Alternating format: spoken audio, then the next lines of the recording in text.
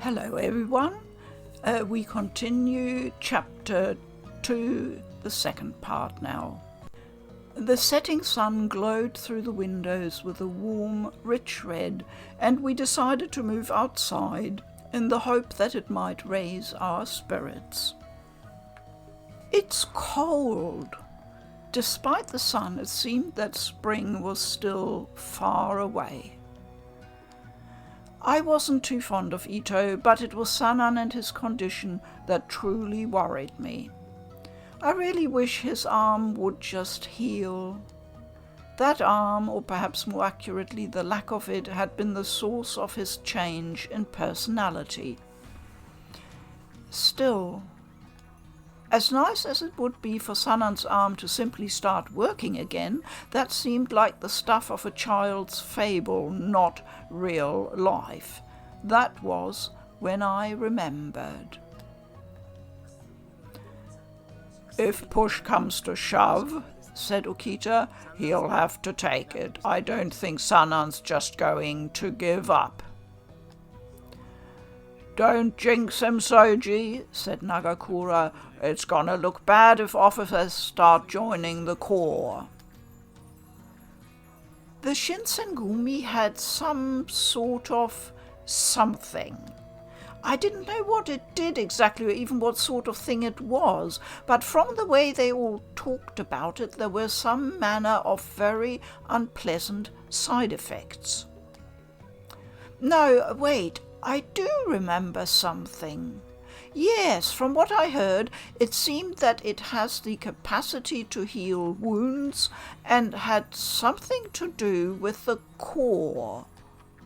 And it's also something I'm not supposed to know about. If they learned how much I'd picked up or what I'd put together on my own, I had no doubt that I would be in serious trouble. It was possible that they would even kill me. Still, if I could figure any of it out, perhaps I could do something to help. I am the daughter of a well-educated doctor, after all. I like to think that I had a little more knowledge of medicine than the average person. The question remained then, what should I do? Should I investigate or return to my room? Well, this is a tricky choice to make. Chizuru could get into a lot of trouble, and at the moment she's trying to stay on the right side of the Shinsengumi, so I will opt to return to my room.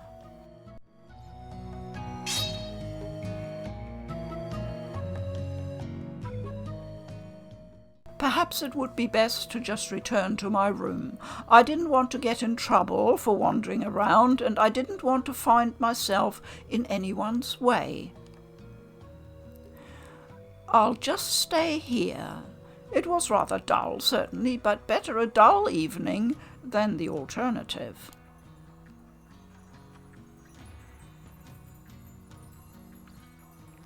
Just as the sun dipped below the horizon, the compound exploded with activity. Had something happened? I waited for a few moments for the activity to settle down, but it did no such thing. Something was wrong. I could feel it. I struggled against it for as long as I could, but eventually my curiosity got the better of me. There must be someone in the common room. I can ask them.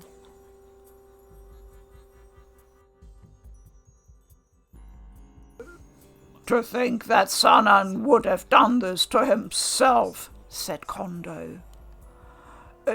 "Didn't I tell you not to let him out of your sight?" said Hijikata. "Was some part of that difficult to understand?" Hijikata's voice echoed out from the common room, quietly furious. I tried to get their attention, but instinct had driven me to the very corner of the room, and they neither saw nor heard. "I did see him leave his room, but," said Nagakura, "come on, how was I supposed to know he was going to do this?" He was in charge of the stuff, so he could have got it easy enough, sure, but he didn't look like he was carrying anything." Nagakura was angry, certainly, but it wasn't all directed outward. "I guess we wouldn't have known," said Harada, "if he'd taken any, huh?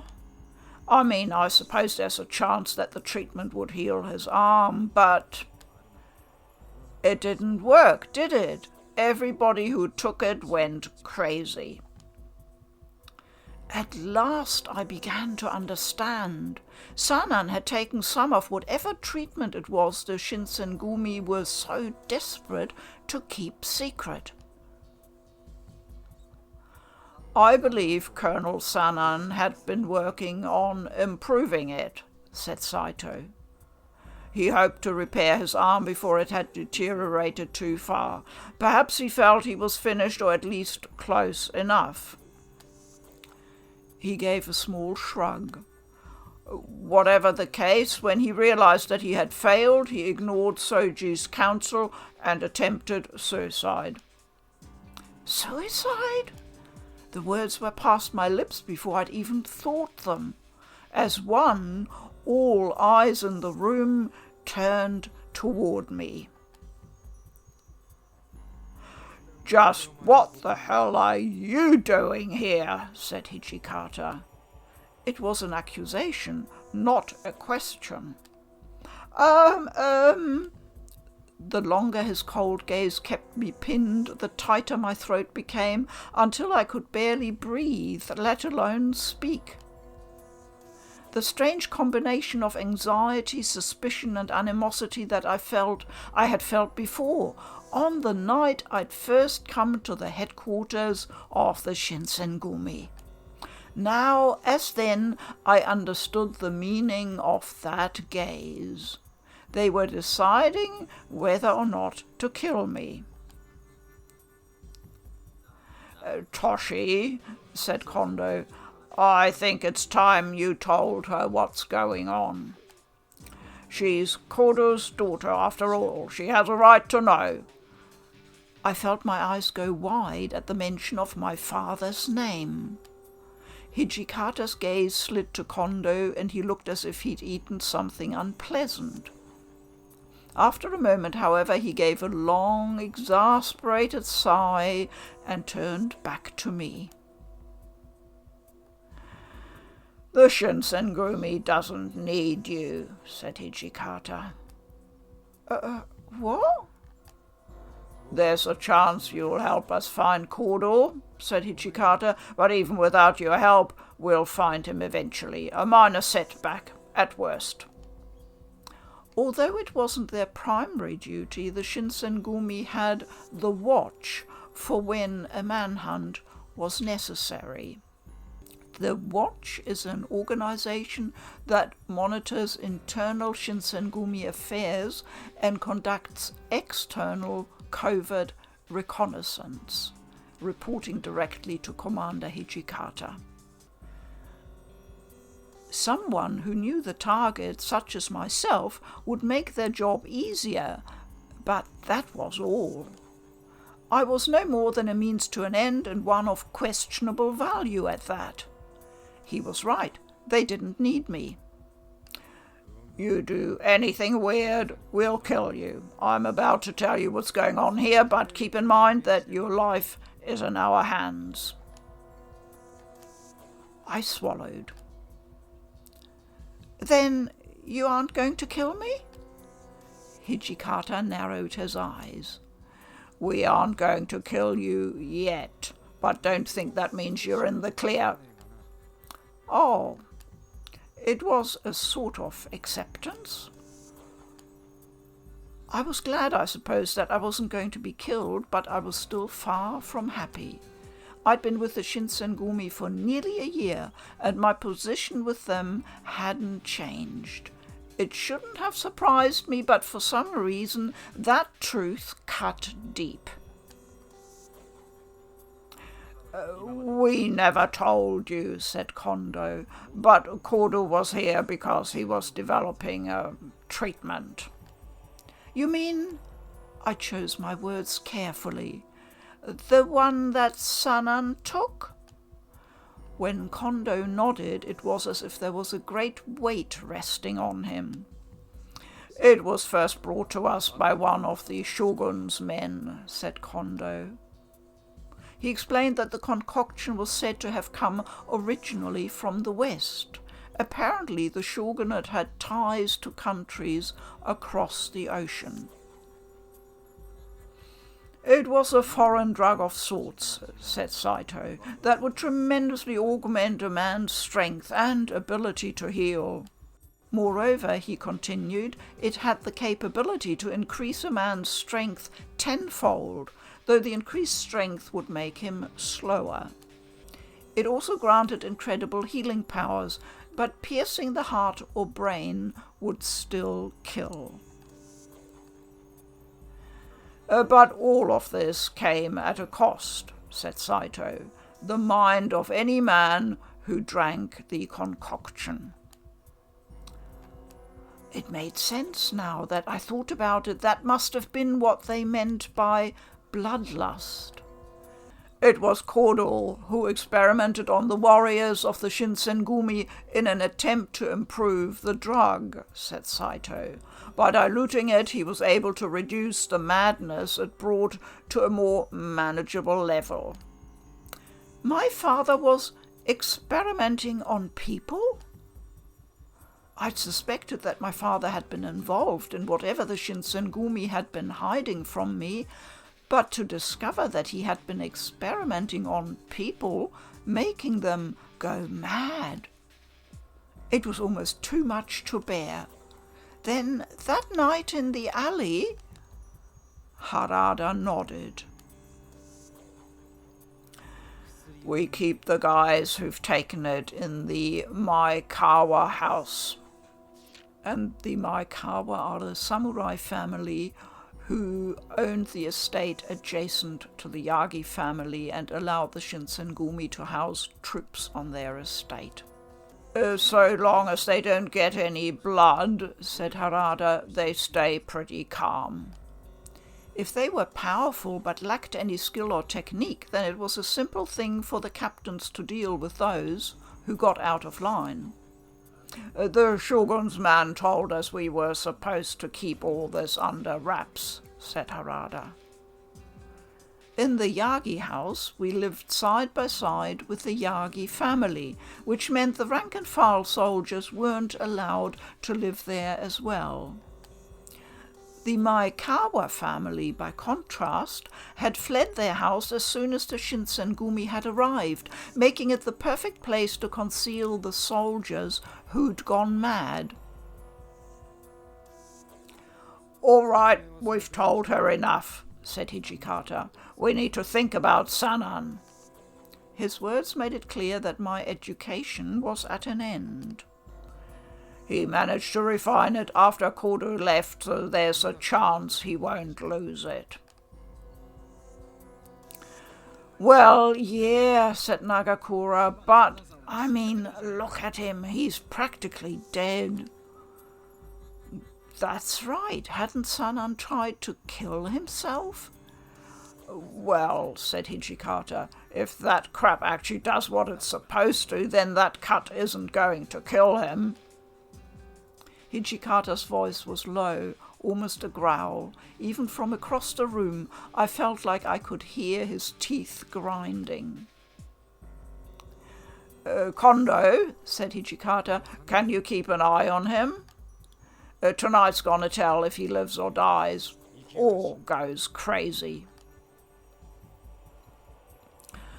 Very well, said Kondo. Soji is with him, right? Kondo nodded toward Hijikata as he stood and made his way to Sanan's room. Don't let anyone near Sanan's room, said Hijikata, especially Itou's men. Itou and his men weren't terribly fond of the shogun, so it stood to reason that Hijikata wouldn't want them finding out about the shogunate's secret experiments. Even apart from that, however, it was clear that Hijikata and the rest of the captains trusted Itou about as far as they could throw him. Shinpachi, go check on the Maekawa house, said Hijikata. Got it, said Nagakura. As he passed, Nagakura's eyes met mine for an instant, and I saw in them the same hostility I'd felt the night I arrived. Saito, I want you in the inner courtyard, said Hijikata. If Itou and his guys show up, keep them occupied. Sanosuke, go keep an eye on the rest of the men. Saito and Harada nodded. At last Hijikata turned to look at me. You go with one of the captains. I don't care who. All right. In other words, he wanted to make sure I was supervised. Reasonable, I suppose, given the situation, but who did I want to go with? Stay out of the Maekawa house, Chizuru, said Harada. They get kinda rowdy at night. Nagakura was on his way to the Maekawa house, where the men who'd taken the shogun's concoction were kept. It didn't really sound like somewhere I wanted to go. That left the inner courtyard with Saito, or the outside with Harada. Hijikata hadn't said differently, so I assumed he would remain in the common room. After a moment's thought, I'd made up my mind. I could remain in the common room, go to the inner courtyard, or go outside. Since I'm still trying to keep quite close to Hijikata, I choose to remain in the common room. Saito and Harada had already left. The common room grew more and more uncomfortable the longer I sat, much more so than I'd anticipated. Not that I bore him any particular ill will, more that I simply didn't know what to do. His face was stern as always, but the thin lines across his forehead and about his eyes betrayed a greater unrest. You. In the awkward silence of the room, his voice was like a gunshot. I jumped. You never really knew Sanan before he got like this. He's a smart man, and he's talented. Well, I did notice he was very, sharp. Hijikata gave me a short bark of laughter. He was like a brother to me even before we were part of the Shinsengumi. Hijikata had never spoken to me about himself, or indeed about anything at length. I didn't know why he'd chosen this moment to change that policy, but I was happy he had. Perhaps I thought he didn't see me as such an outsider after all. The only reason I didn't throw that crap away was because I thought he might be able to use it to heal his arm. We knew it was dangerous, but we thought that maybe we could improve it somehow. We need Sanan. We can't lose him. Hijikata looked tired and drawn, more so than I'd ever seen him before. His face was tight with strain, and he moved with the laboured speed of a man who has pushed himself beyond his limits. Always before, as commander, he had been calm and level-headed. Never before had he looked so utterly spent. It'll be okay. I struggled for some words to reassure him and regretted the ones I'd chosen as soon as I said them. How could I stay quiet, though, when he was in so much pain? I'm sure Sanan will be all right. The lines in his face softened, but only slightly. He's got a strong spirit. I just hope it's strong enough.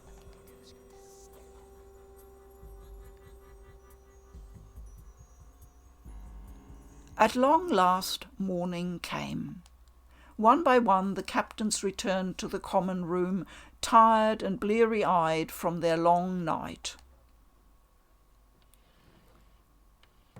It was Inou's entrance that broke the silence. "He seems to have made it through the hardest part," said Inou. The room breathed a silent sigh of relief. "He's still asleep. Looks pretty peaceful." "So has Sanan gone crazy?" asked Nagakura. Inou simply shook his head. "We don't know for sure," said Inou, "until he wakes up, but he looks just like he always has." That was when the door slid open. "Good morning, everyone," said Itou. The tension that had relaxed at Inou's entrance pulled tight as a drum. "At least I thought they don't do this when I just walk into a room." Then I realized I was comparing myself to Itou and wondered why on earth I would do something like that. My, you all look rather glum. Something to do with last night's excitement, I presume," said Itou. His position wasn't just a result of politics then. There would be no simply ignoring the incident, it appeared. No, said Kondo. Desperately, Kondo's eyes flew around the room, looking for someone who might give him a story. "Sano, make something up," said Nagakura. "What, me?" said Harada. Well, you see, yesterday—" "You're a miserable actor," said Okita. "Stay out of this." Okita's smile was bitter and thin. They sat back down. "How about you leave the explanation to someone who can string two words together, said Okita. He looked at Saito expectantly, and the other man nodded once.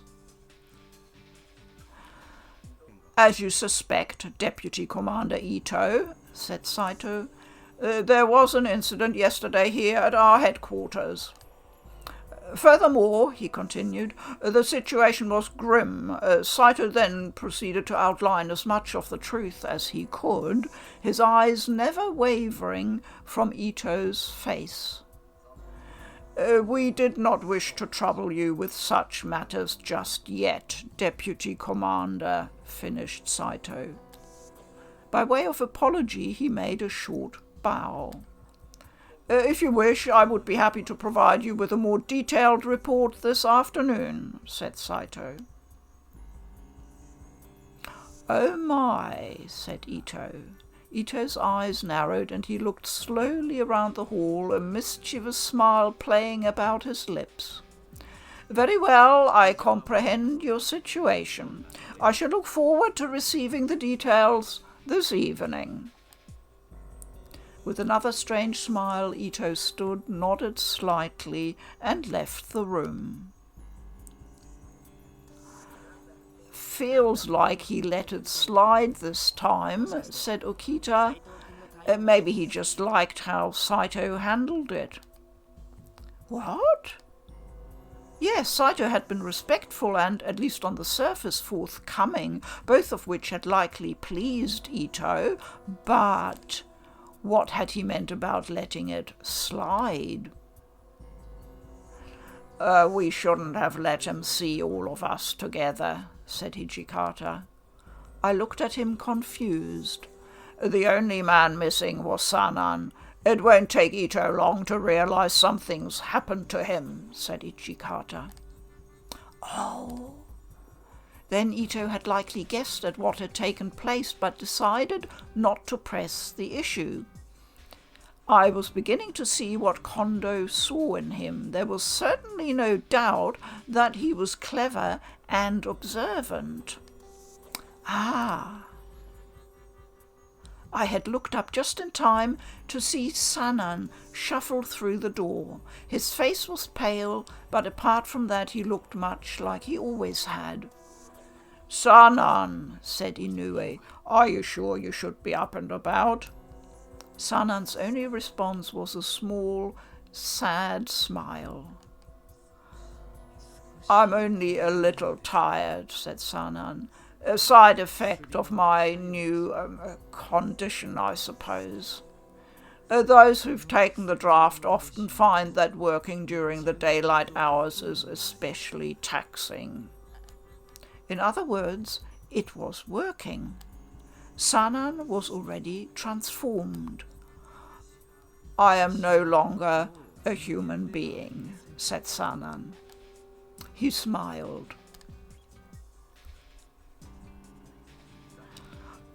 "Who cares what you are? You're alive," said Kondo. "That's good enough for me." I could see the beginnings of tears well up in Kondo's eyes, but the rest of the men were more reserved. They were happy to see their friend alive, but what had his resurrection cost him? "So," said Okita, "your arm's better, I'm guessing?" "I haven't fully recovered yet," said Sanan, "so I would withhold any final judgment, but—" He lifted his left arm, the arm that the day before had hung limp at his side, and flexed his hand. "It seems to have been healed," Sanan said. "At the very least, it is no longer a hindrance." Thank goodness! If he had gone through all of that just to find his arm still lame and useless. "You can't go out in the sun, though, right?" said Harada. "Will you still be able to fight with us?" If daylight drained one's energy, then living a normal life would be difficult enough, never mind fighting alongside the Shinsengumi. "Best you simply say I died," said Sanan. His voice was calm, almost careless. "From now on, I will serve in the Corps to remind them and us that success is possible," said Sanan. "What?" said Nagakura. "Have you lost your mind? Do you know what you're saying?" "Of course I do," said Sanan. "Do you, Nagakura? The shogun had ordered us to keep this thing a secret." Nagakura fell silent. "If I die, the shogun's secret remains so," said Sanan. Leaving no room for argument, he continued. "Besides, if the side effects can be managed or even removed, then what reason do we have not to use it?" To a man, they were against his idea, though none of them said anything. Who would want to consign a friend to a life of secrecy lived in the shadows? "We were given this task by the shogun himself," said Kondo. Sanan's suggestion might not have been pleasant, but it was logical. The drug was dangerous, yes, but if it could be refined, the side effects removed, it would be a powerful tool, a powerful weapon. "I suppose this is our only choice," said Kondo. And with his word, it was decided. "Well," said Okita, "this is what you asked for, Sanan. Make sure you don't screw it up." It wasn't exactly a vote of confidence, but Sanan simply responded with a smile. "This means moving to a new location isn't something we can put off any longer," said Hijikata. "If we're going to hide Sanan from Itou and his men, then we need more space. This place won't cut it." Saito nodded. "If we intended to begin research again, then a move is even more urgent," said Saito. Sanan's fate decided, they turned to a discussion of where they might make their new headquarters. Whatever my status was, it did not extend to being included in that discussion. Living with the Shinsengumi for the past year had been quite an experience. Lately I'd felt that perhaps it wasn't so bad, and my life had become almost fun. But the truth I couldn't escape was that I was only valuable to them because of my connection to my father, a truth they had made painfully clear to me. These men had lived with one another for years. My own time with them amounted to little more than a drop in the bucket. They had no reason to treat me as anything more than a casual prisoner, or at best a serving girl. I'd reminded myself of that countless times, but it only served to deepen my sense of loneliness.